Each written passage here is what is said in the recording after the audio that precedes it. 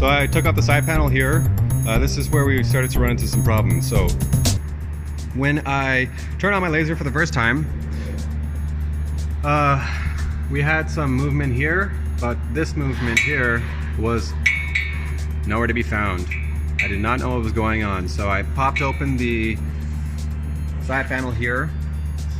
I took a look at all.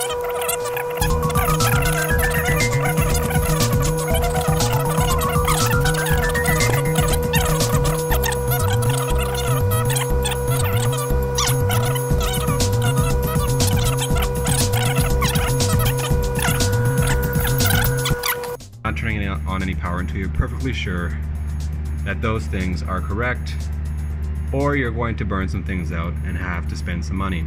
So let's not do that. Anyway, I opened this up and I took a look at the switch that I was talking about before for your rotary attachment. It seems like all your stepper motors going into here, and some of these wires were loose. So that wasn't good. And I thought maybe that's my problem. So I followed all the wires to where they went. I saw that went to a switch. I followed all the other wires that went to stepper motor drivers, and I worked backwards to see what all these wires were and what they did. And once I found out that, I could look at the ones that were loose. It was actually those two middle wires, the white and the blue, were loose, and they were for this stepper motor right here, which if that moves, you can see that that is exactly what wasn't working. So I plugged them in and then quickly realized that all of these connections were very loose and they were all pretty much falling out. So I got some cutters and I just squished those tight, so when they go on, they're nice and snug, so they're not falling off. And you can see even now they're kind of falling off, but just make sure all your connections are good. Plugged all that in, and lo and behold, everything was working. But in the process of finding out what color these wires were, because you can see here everything lines up: yellow, white, blue, red. They're all there, but these wires are all white. So I had to remove the casing from my rotary attachment plug. See here? So I could see the colors of the wires. So you can see here I got a white, a red, a blue, and a yellow. And now that I know where they are, I can follow them to the other side, and I can tell by the markings on the wire where each one led to. So I can then properly wire it back to our switch over here. So when I did that, figured it all out, I realized that we had another little boo-boo here. So if you look really closely, one of our wires broke off from poor soldering. I don't know if this was the guy who owned it previously, or maybe this just came directly from the factory like this.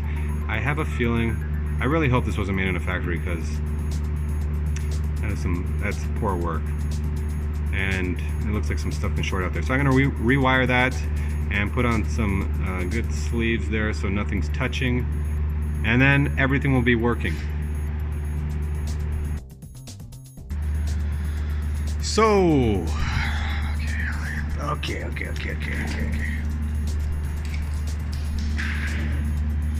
What we did was we soldered the wires back so they're all nice and actually soldered. Switch is back in place. So just flip that switch. Our rotary attachment is now engaged. So if I press our button here, down. Oh, it's the opposite way. So right now, you can see back, forth. And then we also got right, left. But down and up will control that. And if you switch this now down and up, is going to control our rotary. When you're doing your round cups, you can use your rotary. So it was a switch back there. All the wiring had fallen out. We figured it out by backtracking the wire and where they went to, and then we realized that that was why this was not moving, but that was. And when we reattached all the wires, I did have a problem. The stepper motor here was struggling. It was kind of doing a and that's obviously not good. You don't want that. And if you do see that, right away hit that emergency stop switch so you can stop any damage from happening if it hasn't happened already, if you're lucky. So what was obvious was that I had wired this wrong. So like I said just a second ago, we took that jacket off so we can see where the red, blue, white, and yellow wires were connecting to these white wires that are all white here. These ones here. So we can correctly put them in place. And now that we've done that, just like you saw, our rotary attachment's working now. And so is our movement there. Flip the switch one more time just to show you. Again, sorry for the horrible video here. It will get a lot better. And it's the first video of many. So I did fire the laser, so I knew that that is working. At least it's working. It was somewhat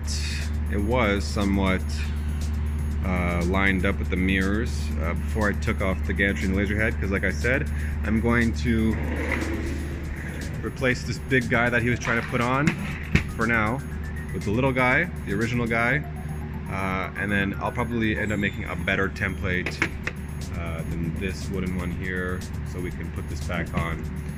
And again, we're putting on that different head there, just because it's a little bit easier to get your lenses in and out, so you are cleaning them, so you have no excuses to not be cleaning your lenses. Ollie, okay, you ready? Great. So now what I'm going to do is I'm going to reattach the old gantry back on there so we can have a laser head. Put this air hose for your air nozzle back on. Pretty simple, straightforward. It is literally a tube that hooks on to your laser head here. So the air will go in there from your air pump, which is located below us. And it'll force air through this nozzle, making sure that the beam is blasting right through your material and blowing out any flameage that you might have. Again, you want to try to get all the fumes out of your machine as quick as possible, because any fumes, like for instance, if the fumes get into the way of your beam that's bouncing across all the mirrors in here, it's going to make your beam have less power. Or if those fumes get onto your mirrors in there, or the lenses that are inside here, so you're going to cause some damage to your laser. And you know, sometimes like when I first got into lasers, I knew of it, but I just didn't think I had to clean it as frequently as everyone was saying. So what had happened was I got some fog on there because I was cutting some pretty thick stuff and I forgot to turn on my exhaust, and the fog got onto the lens in there, the debris got onto the lens in there, and the laser beam basically, instead of hitting the mirror, it hit the fog, and it heated this element up so much, and none of the laser power was coming out of the bottom. I was wondering what was going on. Why isn't my material being cut or engraved?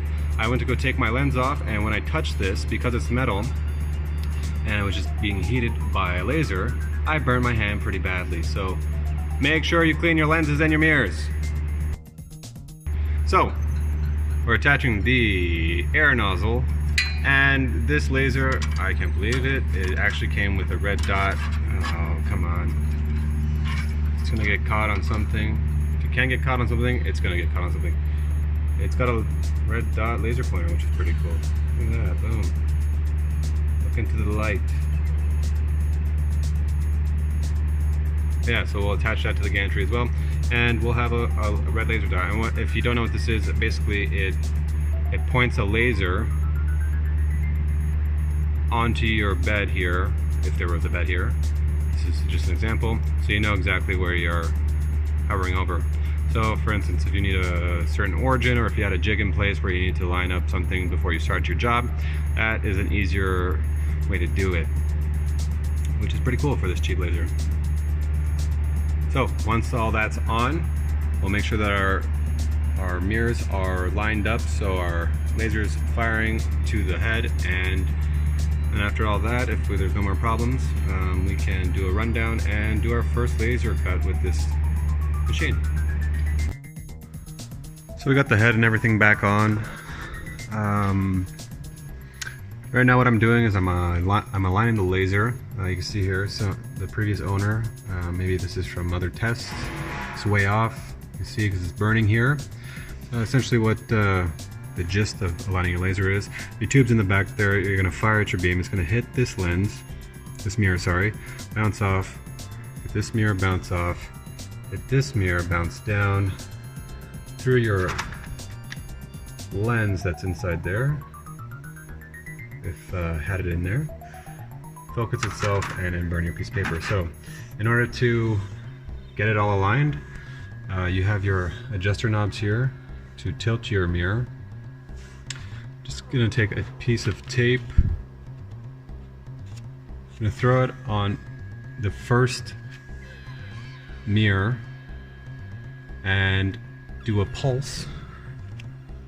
Just fire your laser really quickly, and it should put a little mark on your piece of paper. Now that mark should line up with the center of your mirror. If it's not in the center, you're going to want to turn those little adjuster knobs until it's hitting the center. So I have all these mirrors pretty well lined up here. I'm on to this one now. Now if we do a test fire, you can see here, it's coming out. But when I have this on, it's not coming out, which means everything's aligned except for this mirror right here. So I lined up my red dot pointer so it's directly under the nozzle here when it's screwed on. So I know that my burn mark has to hit that. Now when I do my test firing for this, you can see it's just right of that red dot. So we're going to adjust these screws, and you're probably just going to play with it, see what's going to happen when you do your next fire. It moved a little bit forward, so we're going to keep on doing this until that mark lines up with your red dot there. So as you can see from my marks on my paper, I've done quite a few tests here to try to get it lined up directly underneath that red beam. I think I've finally done it. So let's move it over here to clean side, the beam there, and I'll show you guys. We're going to press the pulse button here, and 3, 2, 1. It's almost directly under the center. Oh, actually it's a lot easier to see on camera here. It's really good. So I'll just show you for another example. I'll turn this one slightly and see what kind of a difference it made here. So you can see, make that mark again. Oh wow. You can see we're more in the center of that black mark now. So I think we're good. Meaning, now because it's perfectly centered in this tube here, before when we had this piece on, when I did the test fire, because the laser beam was shooting off to the side, it was hitting the inside edge of this here. So now, hopefully, because we're very centered with our laser beam, I should be able to do one more pulse with this nose cone on. And now that beam is firing through. So we're going to throw our lens back in there and see what's good.